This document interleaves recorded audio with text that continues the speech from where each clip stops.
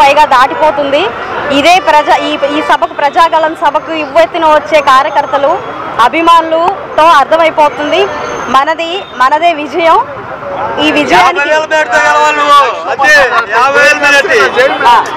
ఇదే మన విజయానికి తొలి అడుగుగా మనం గుర్తించుకోవాల్సిన విషయం ఉంది. ఖచ్చితంగా కూటమే గెలుస్తుంది. Thank you.